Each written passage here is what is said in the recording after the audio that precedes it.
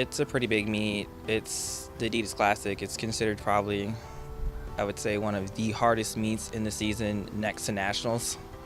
So pretty much the top people in this meet are almost automatically going to be at Nationals. Is pretty much what this meet's all about.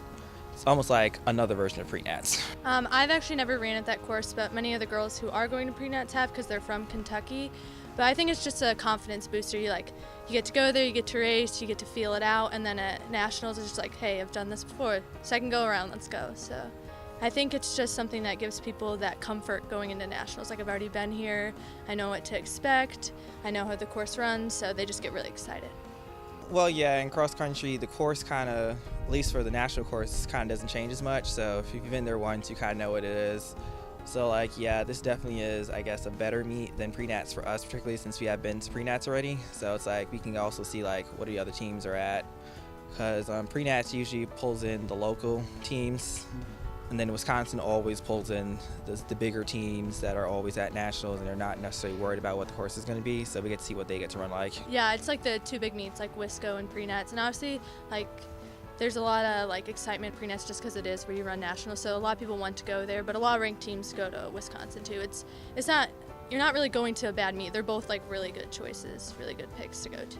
I mean, it's a pretty tough meet, so trying to win it is pretty hard to look at. So we're more concerned about keeping our pack together, because even if we don't win, that's definitely going to keep us up there, and also it's going to prepare us for the end of the season, which is obviously our goal.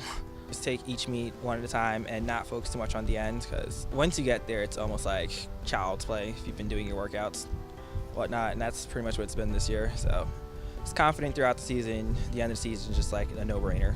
Yeah, I think it was just, it was a smaller meet, Princeton, so pre-nats is a lot of teams. So I think it was like a mini preparation, and now we're just ready to take that leap. So I think it's a little nerve-wracking, but at the same time, we've prepared all summer, so we're ready. It's scary because you're it's coming up, but at the same time, this is what we live for. We want to compete, we want to race, and we want to go to nationals. So I know the girls are just hungry and ready to go. We feel like we need to go to Wisconsin. That's a place where typically you have the best chance to get the at-large points that you need for NCAA qualifying. And whether you like the system, whether you don't like the system, it's still the system. And so we need to go to that meet with a good, solid group.